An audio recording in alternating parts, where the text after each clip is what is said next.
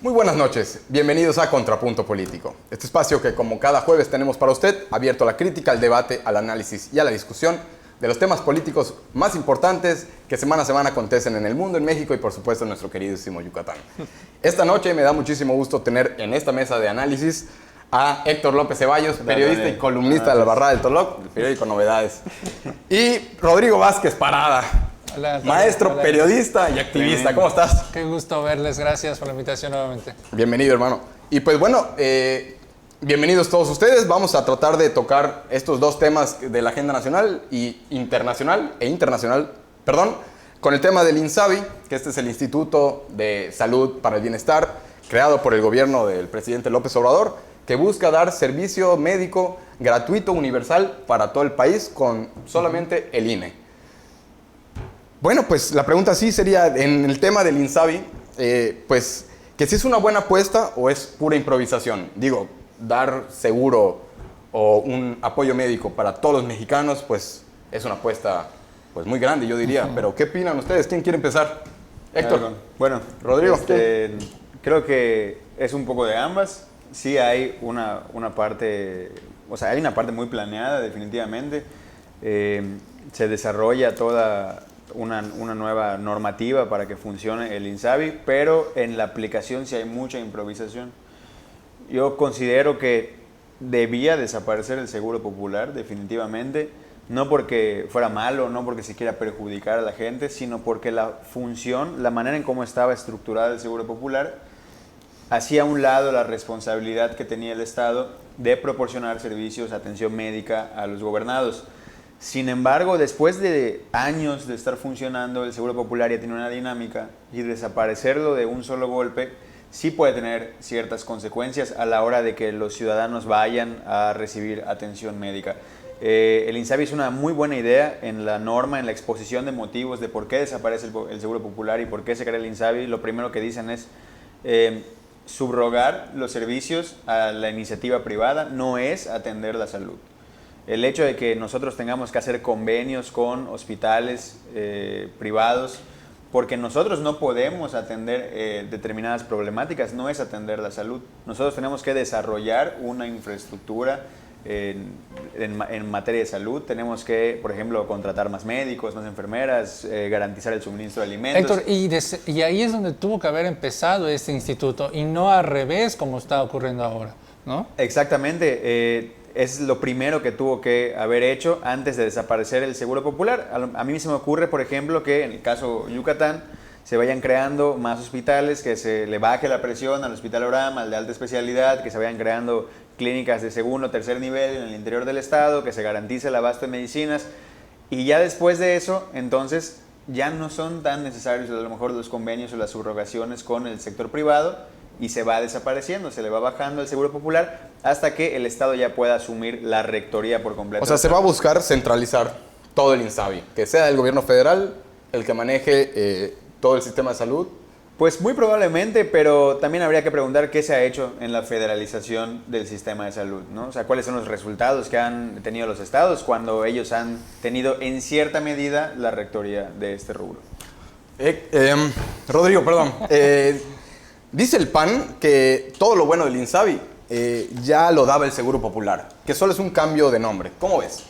Cuando nosotros hablamos del tema de salud, tenemos que recordar el año pasado, como bien decía Héctor al finalizar su opinión, Yucatán fue parte de este primer bloque de estados que firmó un acuerdo del gobierno federal para la federalización de los institutos. Esto es la centralización de todos los institutos de salud que existen en el estado y en los demás estados como Campeche, Quintana Roo, Chiapas, Oaxaca, Tabasco. Todos estos del sureste y sur van a conformar el primer bloque de federalización del sector salud. Esto quiere decir que ahora el gobierno federal sí va a hacer cargo de esos centros de salud. Cuando vemos a un año, no hay ninguna intervención en estos hospitales. Lo que hubo fue un análisis y diagnóstico incluso de los 2 hospitales blancos que tiene el estado de Yucatán. Uno es en Tikul y el otro es en Tecash. Estos 2 hospitales fueron visitados incluso por el actual titular del Instituto de Salud del Bienestar, del IMSS, y titulares también de otras dependencias, incluso de la UNAM y de otras áreas de salud del gobierno federal. ¿Para qué? Para analizar si era viable o no el rescate de estos hospitales, ¿sí? Entonces, la información que se tiene hasta el momento es que sí se van a intervenir, que sí se van a rescatar y que se van a equipar estos 2. Hemos visto, igual en las recientes semanas, que hubo ya la convocatoria para contratar más especialistas en el área de salud. Por ello es en que yo intervenía en la opinión que decía Héctor, porque ese es el proceso que se tuvo que estar siguiendo y no decir que iba ya a haber un instituto como tal que iba a brindar servicios faltó información para todos. Ir informando poco a poco. Yo creo que los procesos están siéndose adelantados. Cuando iba bien el análisis, el diagnóstico, ya la contratación y ya tienes esto y entonces ahora sí. Lo normal es eso. Ya puedes decir, ya pueden venir toda la gente ahora a utilizar los servicios de salud porque ya hay un hospital que está equipado, porque hay un hospital que ya tiene a las enfermeras, ya tiene a los doctores, ya tiene a los especialistas y además, lo más importante, ya tiene los medicamentos. Claro. Cuando ya tienes todo esto, Tony y Héctor, entonces ahora sí puedes decir, ya puede venir la gente aquí.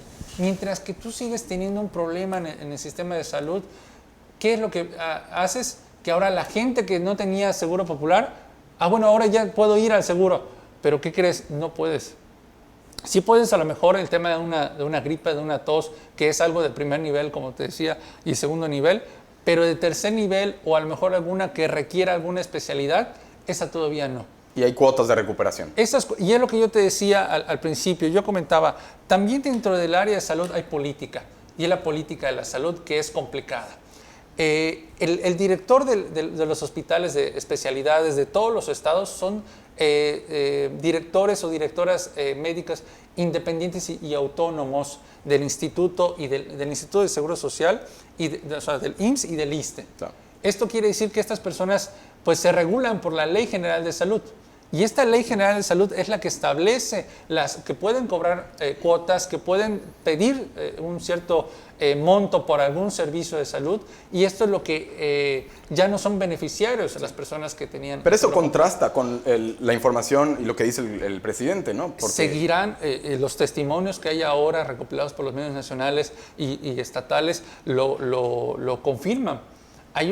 La gente está siendo muy confundida por ello, entonces yo sí creo que es muy importante que a la gente se le diga esto y que bueno, pueda ver el programa y que pueda entender que primer y segundo nivel son absorbidos por el INSABI, tercer nivel no. Correcto. Entonces eso es muy importante. Bueno, tenemos que irnos a un corte comercial, seguimos hablando del tema del Instituto de Salud para el Bienestar, mejor conocido como el INSABI. Regresamos.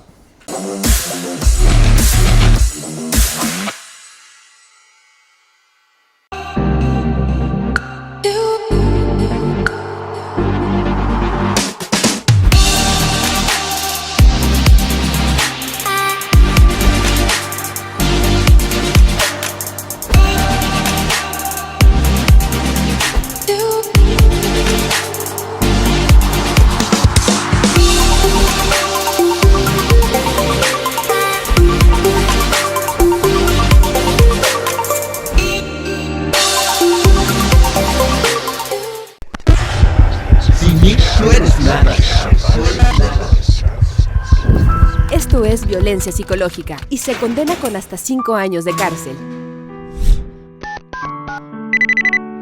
Queremos un Yucatán sin violencia. Juntos transformemos Yucatán. Gobierno Estatal 2018-2024.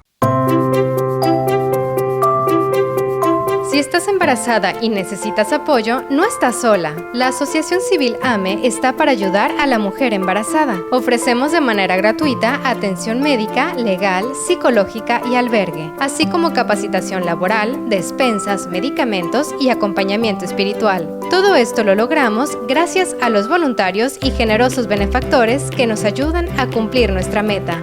Darle la mano a una mujer embarazada es salvar 2 vidas. No te quedes con la duda y comunícate con nosotros. También te puedes sumar a nuestra causa y ser un agente de cambio.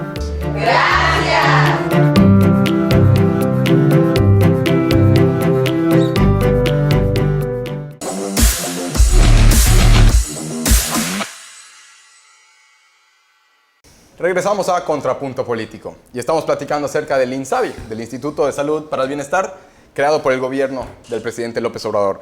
¿Cuál es la diferencia con el Seguro Popular?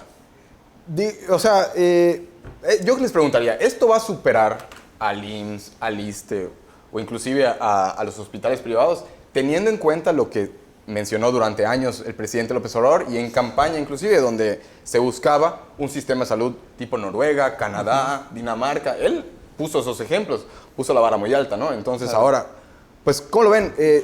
¿Cuál es la diferencia o si va a superar a estos seguros antes dados? Creo que son varias preguntas, pero tratando de abordar todas. La diferencia entre el INSABI y el Seguro Popular, en la práctica, en este momento, es prácticamente ninguna. O sea, solo se cambió el nombre. Claro, hasta ahorita, o sea, sí hay una reforma de fondo, sí hay un cambio en el sistema normativo, en lo que dice la ley, pero en la práctica, pues apenas lleva una semana. Es algo que, como comentamos en el bloque anterior, a lo mejor se planeó al principio, pero luego se empezó a implementar a la carrera y está funcionando prácticamente de la misma forma, con algunas excepciones que son muy criticables, que todavía no se debió implementar el INSABI. Ahora, en la ley sí hay una diferencia sustancial, porque el INSABI busca que el Estado asuma la completa rectoría del derecho a la salud, que es un mandato constitucional, además de un derecho humano. Desde 1917. Pero, pues, sí, tal vez un poco después en la historia constitucional, pero sí, en la Constitución de 1917 se plantea, que es la que nos rige actualmente, se plantea el derecho a la salud. Sí. Entonces, ¿qué es lo que busca el INSABI? Dejar de subrogar o dejar de pasarle la bolita, por así decirlo, a la iniciativa privada de todas las medidas o toda la atención médica que requieran los ciudadanos. Porque a largo plazo, digo, de manera inmediata el Seguro Popular, hay que ser muy honestos, funcionó, porque si una persona tenía una enfermedad, tenía una emergencia, tenía algo que necesitaba satisfacer, iba al sector salud y le decían: nosotros no podemos atenderte en este momento porque estamos saturados, porque no tenemos las medicinas, porque no tenemos tal cosa, ve a la clínica privada y nosotros vamos a dar el recurso, vamos a pagar, vamos a subrogar y a costear gran parte de ese tratamiento. Entonces, en la inmediatez, pues es una muy buena medida, pero a largo plazo haces que el sistema, tu propio gobierno, tu estructura sanitaria dependa totalmente de la iniciativa privada. No estás desarrollando tú mismo una infraestructura que te permita poder brindar la atención médica y garantizar el derecho a la salud de tus ciudadanos. Entonces, en la ley pues es una cosa, pero en la práctica es otra. Ahora, en la cuestión de si va a superar al Seguro Social o a las clínicas privadas, yo creo que independientemente de todo, la tirada o el objetivo de cualquier sistema de salud estatal debe ser mejorarlo antes. Mejorarlo antes. La intención debería ser que la iniciativa privada, o sea, que las clínicas privadas, por ejemplo, sean una opción, porque así lo quiere el ciudadano. Porque a lo mejor ahí tengo un doctor que es mi familiar, o porque me gustan los cuartos que están ahí, o las comodidades, me queda cerca de mi casa, y tengo la opción de pagar una institución privada de salud e ir a atenderme allá. Pero definitivamente los servicios que presta el Estado deben ser los mejores, porque ahí van a ir las personas tanto que tienen los recursos materiales para ir a la iniciativa privada, como la inmensa mayoría que no tiene esos recursos para atenderse, y tienen que tener garantizado el derecho a la salud, y tienen que tener garantizado servicios de calidad del nivel de cualquier institución privada. Entonces, ojalá y si lleguemos, no veo malo ni veo la necesidad de burlarnos de que si vamos a parecernos a Noruega o a Canadá, como muchas personas en contra del INSABI lo han dicho, sino que ojalá y sí lleguemos a esos niveles, y hay que trabajar para alcanzarlos. Para cerrar este tema, Rodrigo, y pasar ahora sí que al tema del conflicto entre Estados Unidos e Irán, brevemente, ¿qué podrías concluir? Mira, no podemos llegar a un sistema como otros países porque, en primer lugar, es el mismo tema que tenemos con la violencia. Desde la célula más pequeña del sistema de salud, no tenemos la capacidad para poder generar para poder llegar a ese derecho. Explico un poco más. Un municipio no puede tener a una persona que sea capaz para atender a lo mejor 1.500 personas que viven en ese municipio. No tienes una clínica que tenga la capacidad de medicamentos de una forma autónoma. Deben o dependen del Estado o del gobierno federal para poder tener ese servicio, para dar ese derecho a la gente. Por ello es en que no podemos tener un sistema como en otros países.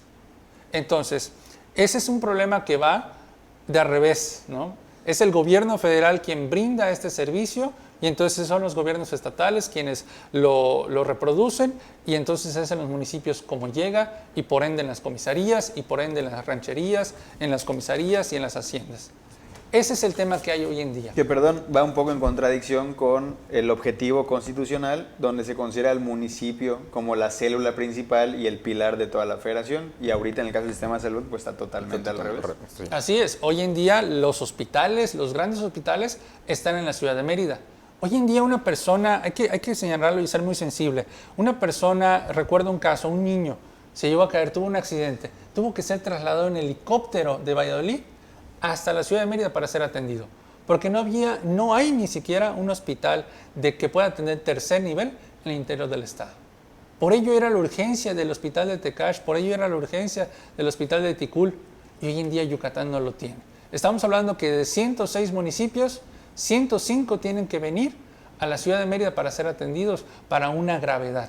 Para ti va a generar problemas este INSABI. Entonces, no es el problema, sino es que ese problema que existe actualmente en el sistema de salud. Y este problema que actualmente es lo que se enfrenta el INSABI. Correcto. El INSABI, por ello, lo que yo decía, que tiene el gran reto de primero empezar en esas localidades. Tiene que desahogar los hospitales que hay en el centro de la ciudad para que entonces en Yucatán pueda tener un buen resultado el INSABI y de seguro en los estados, este ejemplo que menciono en Yucatán, ocurre en otros estados. Correcto. Bueno, nos tenemos que ir a un corte y regresamos para el tercer bloque y platicar acerca de la guerra entre Estados Unidos e Irán. ¿Qué está pasando entre estos dos países, no? Bueno, no le cambie, regresamos.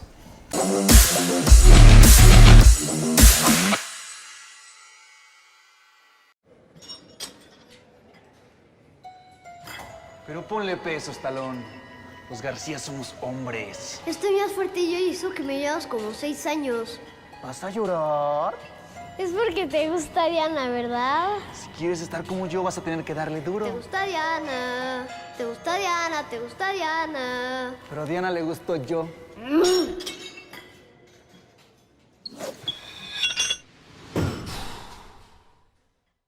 Te acaricio cuando quiera y como quiera. Y como quiera. Esto es violencia sexual y se condena con hasta 13 años de cárcel. Queremos un Yucatán sin violencia. Juntos transformemos Yucatán. Gobierno Estatal 2018-2024.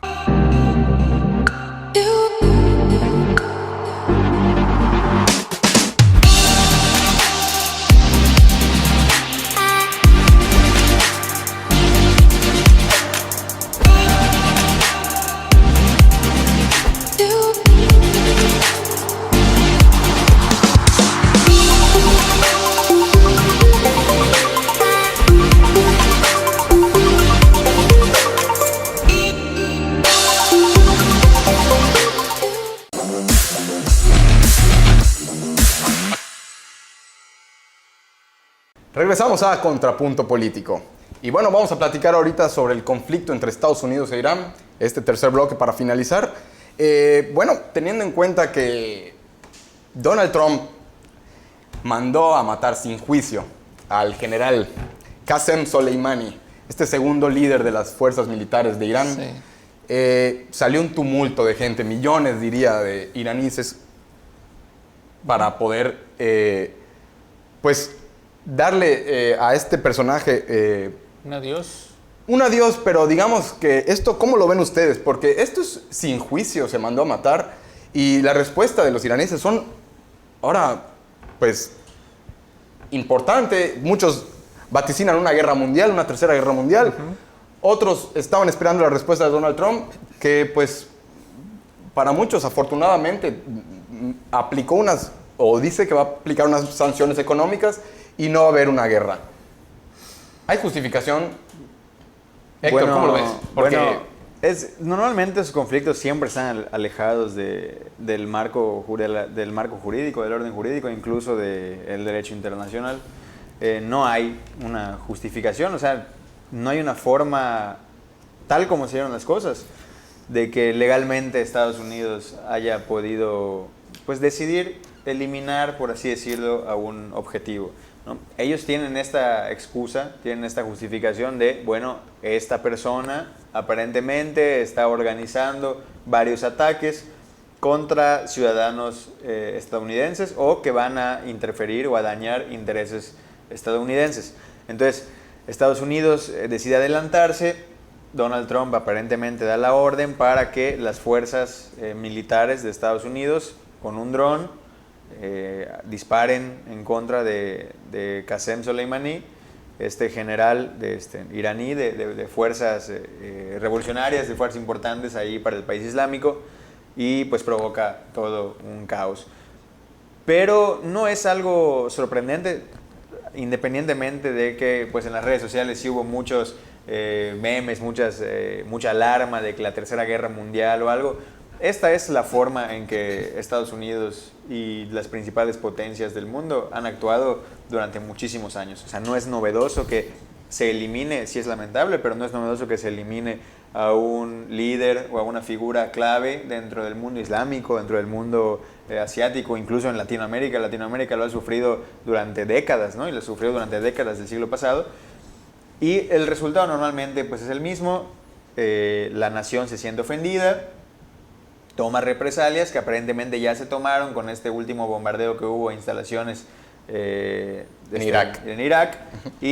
Pero la dinámica va a ser más o menos la misma. No va a haber una tercera guerra mundial, al menos en este momento y por este caso. Y es algo que ya se ha ido presentando a lo largo de la historia de la humanidad. Ahora, ¿se acobardó entonces Donald Trump o entró en razón? Mira, yo quisiera comentar algo muy importante. Siempre que haya una intervención de Estados Unidos en un país del Medio Oriente, tiene que ver con el tema del petróleo. Eso es principalmente. Digo, si alguien que no esté contextualizado de por qué hay una intervención o por qué hay un ataque o por qué hay un atentado en algún conflicto que en Medio Oriente, tiene que ver con el tema del petróleo. Perdón, recordemos, solo del 2000 para la fecha, en 2001 Afganistán, 2003 Irak, 2007 Somalia, 2011 Libia, 2012 Yemen, Pakistán, 2014 Siria, 2020 Irán. Así es. Petróleo. Con Siria tendría que ver más que nada con contener al Estado Islámico, que es un grupo criminal, un grupo terrorista, quien cobraba fuerza y quien se metía en diferentes países, ocasionando desestabilidad. Y muchas veces se decía en ese entonces en Siria que el presidente era quien financiaba, quien permitía el ingreso del Estado Islámico. Hoy en día en Irán, el problema es diferente. El problema es ya un tema diplomático en donde hay un acuerdo en 2015 que firman las potencias del tema de seguridad y que entonces Irán se le dice que no siga practicando con armas nucleares. O sea, que no desarrollara. Entonces, ¿qué es lo que pasa? En el 2018, Donald Trump se retira de ese acuerdo. ¿Por qué? Porque dice que Irán sigue creando armas nucleares. Sin ninguna evidencia. Sin ninguna evidencia, nuevamente. Entonces, es por ello que Estados Unidos tiene sus ojos sobre este país. Este país tiene un líder que, por supuesto, tanto político, económico y en este caso militar, quien es el primero, quien está. Y la argumentación iba a atentar contra nosotros, contra los estadounidenses, entonces por ello es eliminado. Ahora bien, los ataques que hay en Bagdad, en Irak, ahora estamos hablando en otro país, tiene que ver con grupos chiitas, con grupos árabes que están en contra de Estados Unidos, pero que no necesariamente son oficialistas a los gobiernos. Termino mi intervención diciendo algo muy importante. Arabia Saudita es el principal aliado quien impide que haya desestabilidad en su región. Arabia Saudita es el que tiene mayor poder económico en toda esta zona. Por ello es en que no veo yo una tercera guerra mundial. Sí veo una inestabilidad que ocurra, sí veo a un Donald Trump diferente, pero es por la necesidad que hay, que no tiene. Recuerden que en Estados Unidos están próximas elecciones. Él no le conviene una guerra, le conviene pacificación y la mejor forma es regresar a soldados a su país para que estén con su familia y entonces eso le dé votos. Esa es la situación que hay y por la cual yo veo. Únicamente sí hay que tener en cuenta de que los árabes tienen una ideología en la cual buscan venganza y por ello pusieron una bandera roja, que eso significa con sangre se paga, con lo que sangre me mataste. Ok, bueno, para finalizar, Héctor, pues ahora sí que Estados Unidos es el juez del mundo, ¿no? ¿Está sometido el mundo ante el poder político, económico y militar de los Estados Unidos? Sí, totalmente. Y creo que nuestra región, Latinoamérica, es una muestra clara de cómo Estados Unidos interviene en los países de acuerdo a sus intereses geopolíticos, a sus intereses internacionales, intereses económicos. Todas las dictaduras, por ejemplo, implementadas en Latinoamérica durante el siglo pasado, emanan principalmente del apoyo de Estados Unidos a ciertos grupos conservadores en esos países. En México la dinámica ha sido un poco diferente, pero claro que hemos sufrido de presiones por parte de Estados Unidos para cancelar tratados, para, por ejemplo, el famoso muro de Trump. Siempre ha habido una presión de Estados Unidos en el mundo y pues al ser el primer mercado internacional, por así decirlo, al tener el poder militar que tiene, al tener el poder económico que representa, pues los países lamentablemente a veces tenemos que aguantar o tenemos que tener una posición no tan de enfrentamiento radical con un país que suele dictar pues sus propias líneas en el campo internacional. Pues sí, hay que tener en cuenta que estamos en medio de un juicio político, este famoso impeachment y las elecciones que se nos vaticinan en Estados Unidos este mismo año.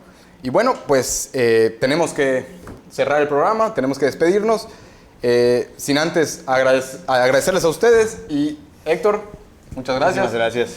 Rodrigo, como siempre, muchas gracias. Y bueno, pues nos vemos el próximo jueves en otra edición más de Contrapunto Político.